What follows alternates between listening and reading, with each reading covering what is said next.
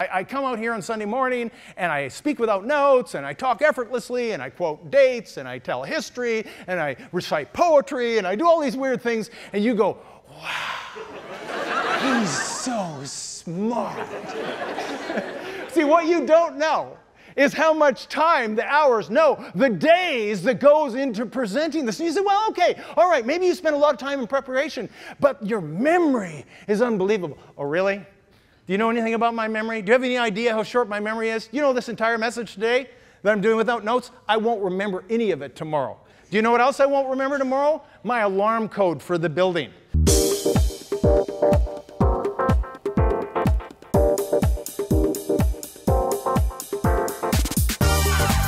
Welcome to Church of the Rock from Winnipeg.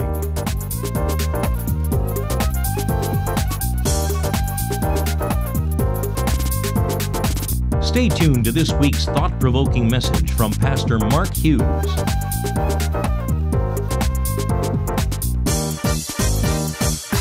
know what I'm going to do this morning? I'm going to conclude the series I began several weeks ago. Wisdom, Madness, and Folly comes from Ecclesiastes chapter 2, where Solomon said this, I turned to consider myself, wisdom, madness, and folly, and I saw that wisdom excels folly as light excels darkness. Incredibly self-evident. Of course, wisdom is better than folly. But here's the thing. We all fall into this pattern where sometimes we act wisely and sometimes we don't. And we have all this whole different areas on the continuum of wisdom. And I've been quoting a little ancient proverb. I'm going to quote it one last time, and it goes like this. He who knows not and knows not that he knows not is a fool. Shun him. He who knows not and knows that he knows not is simple. Teach him. He who knows and knows not that he knows is asleep. Awake him.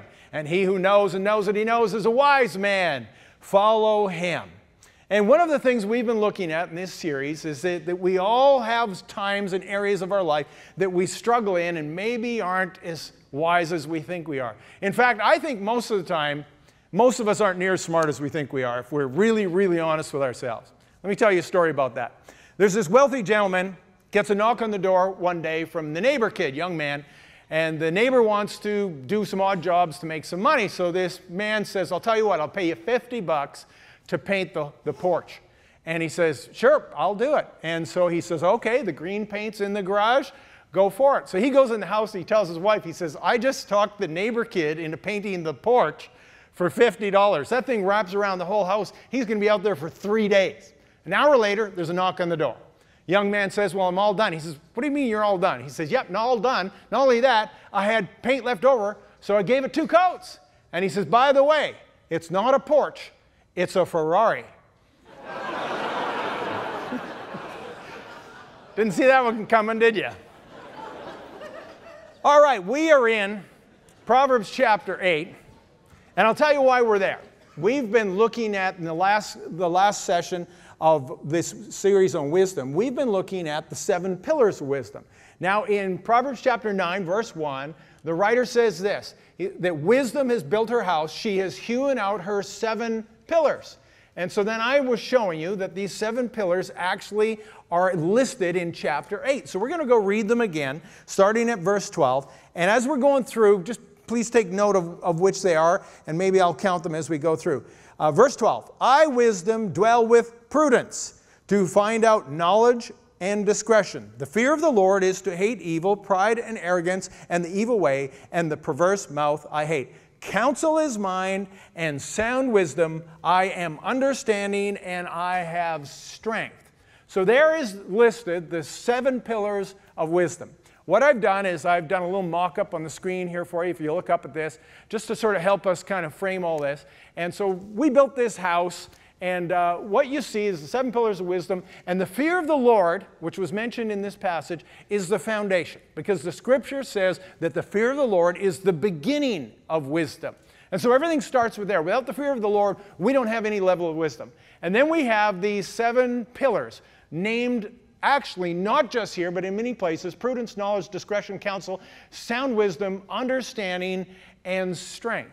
And if you've been reading the Proverbs, which I hope you have, you'll have noticed that these 7 pillars actually appear, not necessarily in order, but again and again all the way through the Proverbs. In fact, Proverbs chapter 1, it says the very purpose of the Proverbs is to give people wisdom and understanding, to give prudence to the simple, to the young man, knowledge and discretion. You see, right from the get-go, right from the beginning of Proverbs, it tells us that the reason for the Proverbs is to establish the 7 pillars of wisdom in each and every one of our lives. We're going to go and look at these 7 pillars. I already have dealt with the first 4, so I'm just going to name them. The first one of the 7 pillars, of course, was prudence. Prudence is good sense or good judgment. I don't call it common sense because it's so uncommon, but that's essentially what it is. So the first one is prudence. The second one was knowledge.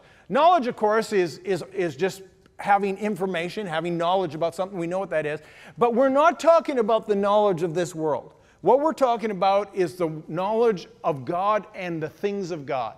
And that's why Peter says this. He says that all things that pertain to life and godliness are ours through the knowledge of, who remembers? Him. Through the knowledge of Him. All things that pertain to life and godliness. So that's the knowledge that we seek. Number 3 is discretion. Discretion is knowing how to act and how to speak or what to speak in a given situation. So we also talked about that. Number 4 was counsel. And counsel was that you don't have to know everything, but what you need to do is know somebody who knows everything. And the key to success in life is having people in your life that you can ask for input. It says the fool does what is right in his own eyes, but the wise man seeks out counsel. So those are the first 4 that we talked about last time, and today I'm going to deal with the last 3. And so number 5 is sound wisdom. Now, sound wisdom, it kind of appears a little bit redundant. How can wisdom be one of the pillars of wisdom? Well, it's actually a bit poorly translated. It's actually difficult to translate it because the literal translation for sound wisdom would be substance. And what it's talking about is some substantive wisdom. What it's talking about is practical wisdom as opposed to theoretical wisdom. How many of you know there's a big difference between those things? How many of you know somebody that's highly educated, obviously a very smart person, but can't screw in a light bulb? How many of you know one of those people? How many of you work for one of those people? How many of you are on staff here and work for one of those people? We all know people like this. And here's the thing that you need to be careful about. Don't mistake wisdom and education. They are not necessarily the same thing. Do you remember the story of Jesus' disciples? Were they highly educated people? No, they were fishermen from Galilee. And yet, in the book of Acts, it says, and when they heard the boldness in which they spoke, they marveled and were amazed, for they knew that they were untrained and uneducated men, and they knew they had been with Jesus. You see, they were full of wisdom because they had hung out with Jesus, even though they were both untrained and uneducated, and these were the same guys that went on to write the Gospels. It's incredible when you think of it in those terms. So let's not get confused that education and wisdom are the same thing, because they are not. And when we look at wisdom and where it comes from, this is a really important one, this sound wisdom or practical wisdom. Let me ask you a question about King David. Before King David was called to be the king, what did he do for a living? Anybody remember? Yeah, some of you got it. He was a shepherd. He was a shepherd boy is what he was. You know, in Jewish culture, there was no one lower on the socioeconomic ladder than the shepherd, with maybe the exception of lepers and beggars. But really, shepherds were young, they were uneducated, they were poorly paid, they were just right at the bottom of the totem pole. And yet, when God chose the next king, He picked, of all people, David. Now, He could have picked one of the other sons of Jesse, and He rejected every one. And He says, no, man looks at the outward appearance, God looks at the heart. And so David was chosen for a different reason. There was something on the inside, had nothing to do with his status or his education, and yet he became a very wise leader. So here's this uneducated, poor shepherd boy, and he becomes the king over Israel. Look at Psalm 78. This is what it says about David. David shepherded them according to the integrity of his heart and guided them by the skillfulness of his hands. He's talking about leading the nation of Israel as the king. And it says what he did. It's interesting, the word. It says he shepherded them. That's how he led Israel. Why did he shepherd them? because he's a shepherd. This wasn't a trick question. Do you think I was tricking you? Not tricking you. And so he was a shepherd, so he shepherded them, and I love it. What he did was the skills that he had learned as a shepherd boy, he applied them to being a king over Israel, and he became the most beloved king that Israel had ever had. And it says he did so by the skillfulness of his hands. And see, here's the conclusion that I draw. I've come to this conclusion that every single one of us has practical wisdom, skills that God has given us. Somehow he has put something down within us. And when you find somebody in their area of expertise, and very few people are good at everything. You know that, don't you? Very few people can do everything, but we can all do something. And when you find somebody in their area of expertise, and you probably have people at work like that, you take a week to figure something out, but you ask this guy who's been there for years and he's really good at it, and out of the top of his head, he's got it. How many of you know somebody like that? And you know what? You are that person in some area. Every one of you has a gifting. If I was to go around this room and I'd say, what are you good at? What are you good at? What are you good at? Every single person in this room could tell me, because you know what you're good at. God has put something in your heart. God has given you an aptitude. You know what I'm good at? I know if people think, what, the Bible? I wish. Actually, that'd be good, wouldn't it? That would have come in handy. No, Pastor Keith, he's good at the Bible. You know what I'm good at? I'm good at boats. Doesn't really help my profession much, but I'm good at boats. No, I've been working on boats since I was 10 or 12 years old. I've been working on them, building them, fixing them. I kind of know everything about boats. It's kind of creepy, actually. And, you know, I can be sitting there, and there can be a boat going by in the distance, and I can tell Kathy what kind of motor it is. I can tell if it's an inboard or an outboard, or whether it's two-stroke, or whether it's four-stroke, whether it's a Yamaha or an Evinrude or a Mercury. I can tell if there's something wrong with it as it's driving by. It's kind of this weird skill that doesn't actually help me in my profession whatsoever. But here's the thing, here's the point, and you all have an area in your life where you're that good. There's something that you just have this expertise at. And you know one of the parables I love? And it's the parable of the talents. And you know, I know that a talent is actually an issue of money, I realize that. But I love the play on words. Because how many talents did the man issue out? To one got how many? 1 talent, and the other person got 2, and the other person got 5. And even though it's talking about money, I think the application to actual talent is a very good one. Because like I said, we're not all multi-talented. There's very few Benjamin Franklins in the world, and Isaac Newtons, and Leonardo da Vinci's. There's very few of those people that can do everything. But every one of us can do something. Every one of us has an area of practical wisdom, or sometimes a few. And see, notice there's some of us, we only have 1 talent. And some have like 2, and then there's the odd person that has 4 or 5. But you know what? There's nobody has 20 or 30 things that they're amazing at. We usually only have a very few things that we are good at. And I believe it's God. He's put something in every one of your hearts. And some of you are already thinking about what you're good at. Let me give you an example. Derek Zielstra, our worship leader. How many think he's actually a pretty decent musician? How many think he's okay? He's actually ridiculously good. You know, he plays like half a dozen instruments. I've never actually ever seen him practice. It actually makes me sick. He goes and he grabs the bass guitar and he starts playing. He picks up a saxophone. I haven't heard him play it for months. And he picks up the saxophone and he's up here playing. I'm thinking, this is absolutely ridiculous how musically talented one person is. But you know what else he's good at? Nothing. Not that I've discovered anyway.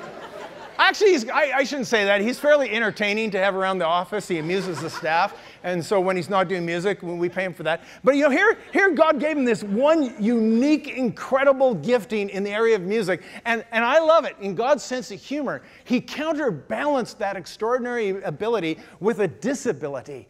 He's colorblind. He doesn't know the colors. It's ridiculous. And he's completely colorblind. He went out and bought a car, and he came home, and his wife said, "How come you bought a green car?" He said, "I thought it was black." And true story, his kids were here last night. They were laughing their heads off. They said, "Oh, yeah, we remember the green car." And so here's the thing. He hears a song, and he can tell you what key it's in. He looks at the wall. He doesn't know what color it is. I love it. Hey, by the way, I love your orange shirt today. He never knows how he's dressed. It's perfect. And so here's my point in all this, is that God has given each one of us these abilities in certain areas, and that's your area of skillfulness. You know, I've realized something. I'm going to be a bit self-disclosing here. I have realized that I have probably tricked you into thinking I'm way smarter than I really am. And I realize how I do this. I come out here on Sunday morning, and I speak without notes, and I talk effortlessly, and I quote dates, and I tell history, and I recite poetry, and I do all these weird things, and you go, wow, he's so smart. See, what you don't know is how much time, the hours, no, the days that goes into presenting this. And you say, well, okay, all right, maybe you spent a lot of time in preparation, but your memory is unbelievable. Oh, really? Do you know anything about my memory? Do you have any idea how short my memory is? You know this entire message today that I'm doing without notes? I won't remember any of it tomorrow. Do you know what else I won't remember tomorrow? My alarm code for the building. I've had the same alarm code for 12 years. It's only 6 digits, and I can't remember it. I set off the alarm once a month. The police are coming down here because the pastor has set off the alarm. It's ridiculous. I have so faked you out. I've enjoyed it, but the gig's up. But here's what I don't want you to miss about this. God has given all of us practical wisdom, sound wisdom. He has given you an aptitude and a skill, and He has put in something, and you know, sometimes it takes you a while in life to find your direction, but when you find it, you begin to hit on it, and God allows this thing to just begin to blossom in your life.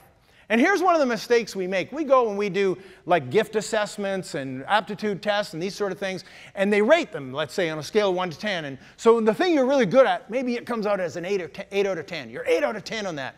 But then there's these other areas that are like 2 out of 10, your weaknesses. And you look at them and they go, wow, am I ever weak in that area? I need to do something to bring that weakness up. And so you go and you study and you work really hard and you work at that area of weakness. And then you bring your 2 out of 10, you bring it all the way up to 3 out of 10. You know what? You still suck at it, right? You're still, no, excuse the language, but you're still no good at it. You're still only a 3 out of 10. What would have happened if you put that same energy in bringing your 8 out of 10 to a 9 out of 10, right? And see, when God puts an aptitude and a skill into your life, He's put it there for a purpose, that you would become the very best at what God has called you to do and what He's put in your heart. So that's the first thing, or the 5th pillar of wisdom, which is sound wisdom. Then there's number 6. Looking up at the screen, number 6 is understanding. And understanding is this. It's the ability to fully comprehend a situation. Here's a great proverb on it from Proverbs chapter 20, verse 5. And this is what it says. Counsel in the heart of man is like deep water. Listen to this carefully. But a man of understanding will draw it out.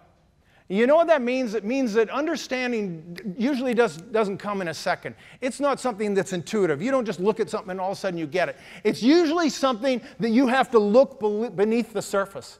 And a lot of times what we do, we struggle in life is this, is that there are things, problems that we have and struggles that we're in, and we just look at it at face value rather than going beneath the surface and see what's really going on. I want you to think about Jesus for a minute, because no one was better at comprehending a situation than Jesus was. In fact, all the 7 pillars of wisdom, right? He embodied all 7. I mean, you realize that. He was the Son of God. He was Jesus. But when you look at Jesus as He conducted Himself, the Pharisees were always trying to trick Him, right? And they would come and ask Him a question. And then invariably, the scripture would say this. They would say, and He perceived their thoughts. What did He do? He somehow had the ability to look beneath the surface, to look at it beyond what was on face value. And see, and that's what every one of us needs. We need to, when we're in a situation, because we all want to be able to comprehend a situation, don't you? Wouldn't you love to be that guy that solves the complex problems at work? That guy that understands the letter you get from your attorney, guy that understands your tax assessment from CRA. There are so many things that you need to understand in this world, but nothing is more important than personal relationships. When it comes to conflict resolution, do you know what happens? Most of us don't understand what's going on. We're not really seeing it. We're looking at what's on the surface. We're not going below. We're not digging. What you need to do is you need to take a breath, take a step back and look at the situation and say, okay, I've got to look a little deeper and find out what's really going on underneath the surface here. And if you will do that, more often than not, you will discover what's really going on, and you will be a person of understanding. Let me give you an illustration of this. A number of years ago, we had a young man on staff, and so we'd have our Sunday morning service. On Monday morning, we'd be having our staff meeting. And without fail, every Monday morning, it didn't matter who was preaching and what they were preaching on, he would criticize the preaching. And if I was preaching, he'd criticize me. If Keith was preaching, he'd criticize him. That part I understood, but criticizing me? No, I'm kidding. Every week he was criticizing the message, and it became really tedious. I mean, how would you like to be in a work situation where every single week, someone criticized the job you were doing? Right? Remember Jacques Plante, the goalie for the Montreal Canadiens? Remember what he used to say? How would you like a job where every time you make a mistake, a siren blares and a red light goes off? And, you know, that's what it was like living in that situation every week, and it became really tiresome and tedious. And you know what I wanted to do, and you would too, you want to defend yourself. And you want to go and defend yourself, and then you end up in this kind of debate and this polemic, and who wants to end up there? And so I thought about this. I thought, you know what, there's something else going on here. I'm missing something. And there is something below the surface that I need to draw out. A man of understanding draws it out. And so I pulled the young man aside and I said, you know, I can't help but notice that every Monday morning you've got nothing but criticism to say about the Sunday service. And I said, I know that's not really what's happening. Tell me what's going on. There's something going on. There's something bugging you, and I want to know what it is. After a few minutes, he finally admitted. He says, you know what? He says, I'm disappointed because you've never asked me to preach. And you're always talking about the messages and what happened on Sunday. And here I feel like I'm the odd man out because I'm not a preacher. And I never get my opportunity. And it turned out that it really wasn't about, sure there was mistakes in the preaching. There are always mistakes in stuff we do, right? I understand that. But it wasn't his job to criticize every single week. And it really wasn't about that. It was about what was going on in his own heart. But it took me the time to kind of dig in and find out what was really going on. And the reason we don't understand situations is because we're actually not listening properly. Now, let me give you an example of what I'm talking about. How many of you have read the book by Stephen Covey, 7 Habits of Highly Effective People? How many of you read that book? Seriously, I highly recommend it. If you've never read it, probably one of the greatest leadership books ever. And he's got these 7 habits of highly effective people, and habit number 5 is this: seek to understand before you seek to be understood. And see, one of the things, we don't do that. We don't do that. When you're in a discussion, when you're in a debate, what do you want to do? You want to get your point across. You want the other person to understand what you're trying to say. So you go and you talk and you talk and you talk and you talk. And he says, no. Truly effective people have the ability to seek to understand before they seek to be understood. And what it takes to understand where the other person's coming from is it takes proper listening. You have to be able to listen to him. But you see, a lot of times when we're in a debate, you know what? You're not actually listening. You know what you're doing? You're thinking about what you're going to say next. That's not really listening. You're seeking to be understood, not to seek to understand. So this is what Covey does. He lists his 5 different types of listening. I'm just going to show them to you.